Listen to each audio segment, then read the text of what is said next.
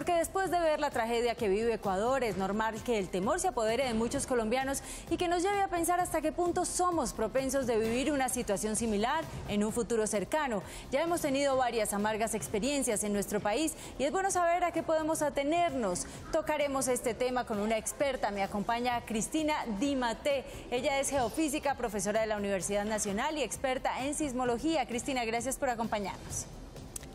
Muy buenas tardes, muchas gracias por invitarme. Cristina, ¿el terremoto de Ecuador los sorprendió a ustedes, los geólogos, las personas expertas en movimientos sísmicos?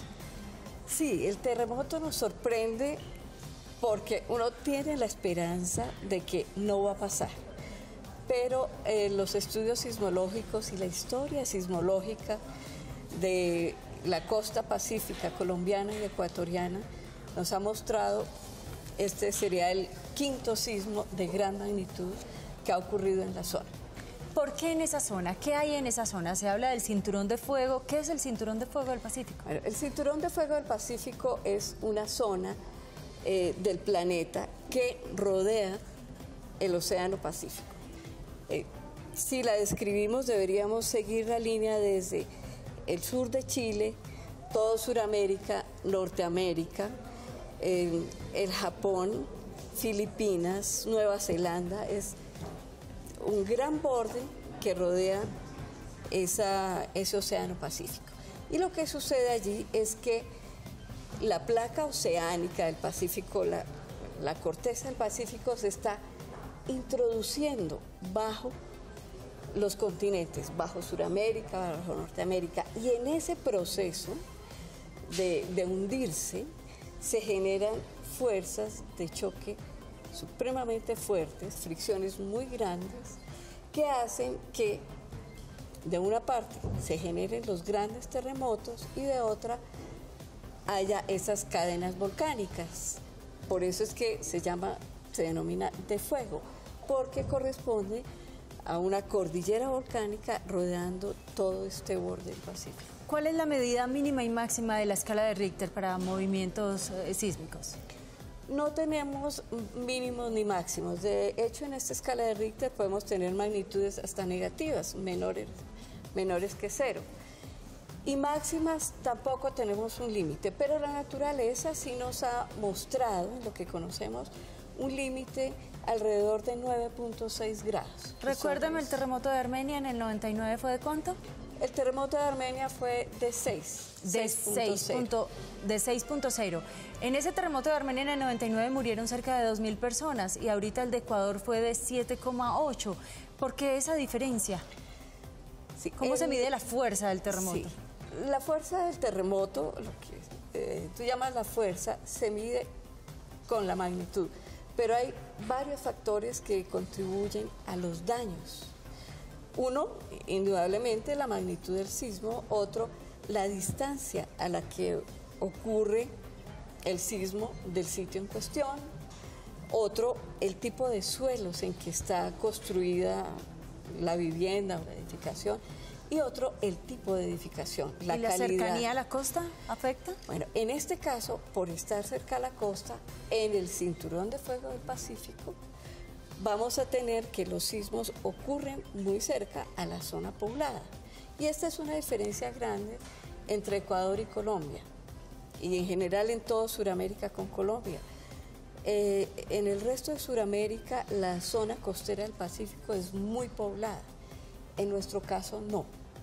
Entonces, en ese sentido estamos, entre comillas, favorecidos, porque la probabilidad de que ocurra un sismo así de grande es muy alta en nuestro país. De hecho, ya han ocurrido sismos más grandes que ese de Ecuador.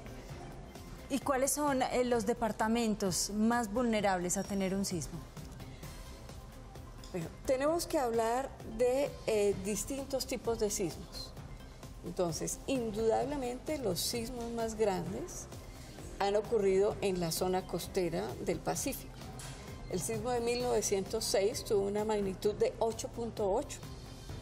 El de 1979 fue de 8.2. Hay recuerdos muy vívidos todavía en las personas del tsunami que produjo. Entonces, los tamaños más grandes se van a presentar en la zona pacífica. De otra parte, tenemos registros históricos de sismos muy grandes en el Huila, asociados con la falla de Algeciras. Numerosos sismos, por lo menos 5 o 6 sismos en la historia de Colombia. El Chocó, el límite con Venezuela. Entonces, en todas estamos en una zona geológica completamente vulnerable. Completamente vulnerable por el fenómeno que les mencionaba. Al hundirse, al subducir esa placa del Pacífico contra el continente, lo deforma, lo termina rompiendo, deformando y formando esas fallas que son las fallas geológicas. Cristina, usted como geólogo, como experta en sismología, ¿qué medidas toma, por ejemplo, en su casa? Bueno, yo cumplo las medidas básicas que les recomienda la Oficina de Prevención de Desastres. Tengo el kit de primeros auxilios con su linterna, el pito y las medicinas básicas para hacer una curación. Tengo lazos, yo vivo en un 5º piso, entonces tengo lazos que cada rato me toca reponer porque me los cogen para otros usos. Y sé, digamos, por dónde debo evacuar. En mi edificio donde trabajo también conozco las rutas de evacuación. Y en mi familia todos saben qué hacer. Y es, en el momento del sismo, meterse debajo de una mesa fuerte. Nosotros vivimos en un 5º piso y no vamos a tener tiempo de salir. Y probablemente cuando intentemos salir, las puertas van a estar trabadas. Sí, entonces, la medida de seguridad básica es todo el mundo debajo de las mesas o de algo muy fuerte que lo pueda proteger de la caída de Dejémosle objetos. entonces esas recomendaciones a nuestros televidentes. Cristina Di Matteo, muchas gracias por habernos acompañado. Bueno, muchas gracias a ustedes.